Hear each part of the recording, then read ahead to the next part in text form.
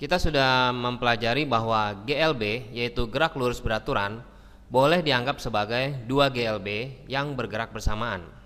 Nah, pertanyaannya selanjutnya, apakah kalau GLBB, yaitu gerak lurus berubah beraturan, boleh juga dianggap sebagai dua GLBB yang bergerak bersamaan?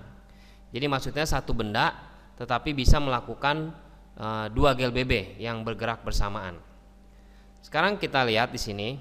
Anggap aja misalnya ada benda bergerak dengan percepatan konstan A, ya, percepatan konstannya A.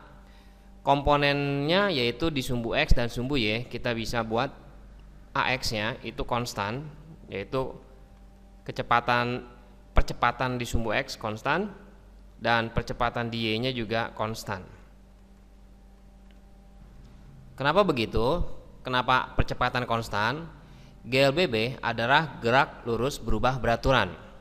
Yang perlu kita ingat lagi, misalkan ada kecepatannya misalnya 5 meter per second, kemudian 10 meter per second, terus 15 meter per second, dan seterusnya. Perubahan kecepatan yaitu percepatan, di mana percepatannya adalah selalu 55. Nah, ini maksudnya percepatan konstan itu artinya dia melakukan GLBB.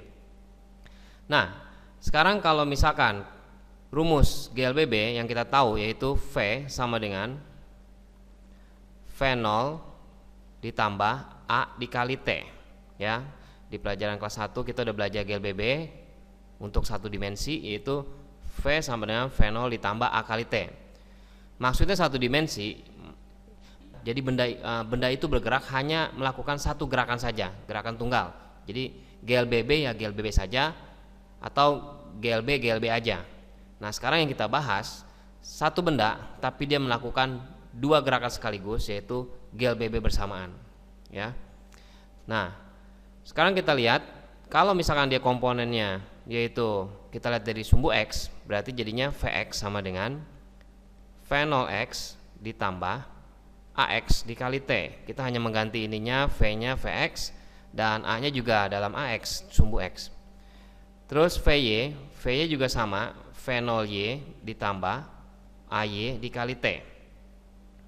Nah, dan kita juga tahu rumus untuk posisi yaitu S, ya, V0 dikali T ditambah setengah AT kuadrat. Ini adalah rumus dari GLBB. Kalau misalkan dia bergerak di sumbu X, kita misalkan S-nya ini adalah X, ya. X sama dengan V0x dikali T ditambah setengah AX dikali T kuadrat. Kita hanya menggantinya karena kita mau menghitung komponen di sumbu X. Untuk yang di Y sama juga, V0Y kali T ditambah setengah dikali AY kali T kuadrat.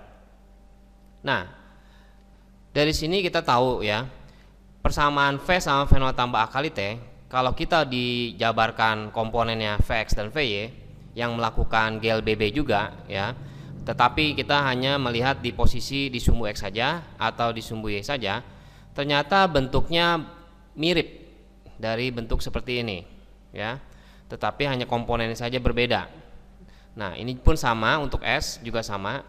Berarti sebuah benda itu apabila dia melakukan dua gerakan sekaligus yaitu GLBB, misalkan dengan kecepatan Vx adalah segini dan Vy adalah segini, maka dia sama dengan satu gerakan GLBB, ya, yang rumusnya kita sudah tahu, V sama dengan V0 tambah A kali T. Jadinya gerak lurus berubah beraturan, sebuah benda melakukan gerak lurus berubah beraturan boleh dianggap sebagai dua gerak lurus berubah beraturan yang bergerak bersamaan.